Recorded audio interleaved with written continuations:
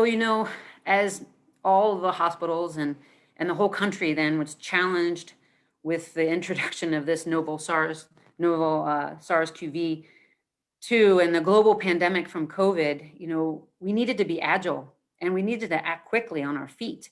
Not only, really being able to care for our healthcare teams, but pivoting to keep our healthcare teams safe, but still providing excellent care for our patients and our families at the bedside.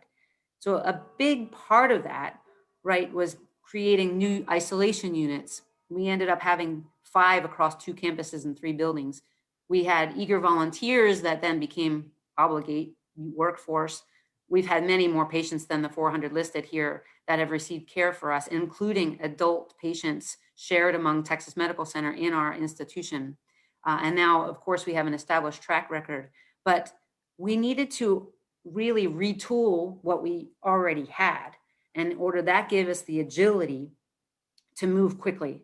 So the next slide is actually, you'll recognize as the floor plan of the 17th floor, the Legacy Tower, the room 1 there and all the way to room 24. And the colors here, you can start the video, thank you. The colors here actually show green being tested and negative, the yellow being that they were tested in the past. And if they were positive tests, patients who had positive COVID tests, they would come up bright orange.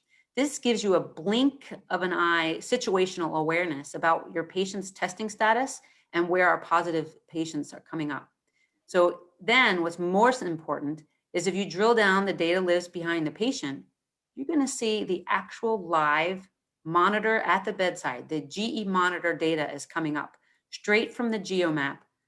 We can review the data immediately without being at bedside, which changed our practice because a lot of our surgical patients, we review in big crowds at the bedside. We look at the monitors and the data, but now we're able to do it actually away from the bedside, protecting our healthcare workers, but also not having to all gear up with PPE to come into the room or to review the data. So we're jumping to another patient. You can see immediately comes up with the live GE feed. And so we can then review the patient's vital signs and the immediate current status of the patient and make efficient data-driven decision-making with our surgeons, with our ancillary services, with our consultants who may not be in the room, may not be in the floor, or may not actually be even in the same building, but can give us advice and allow us to have efficient and safe practices. Oh, is there more to this? I'm sorry. No, I think we're just showing you that the PICU Okay. is also included, and so our PICU floor plan is also included. So our pediatric, not only our cardiac patients benefited from this, but all of our patients from other units as well.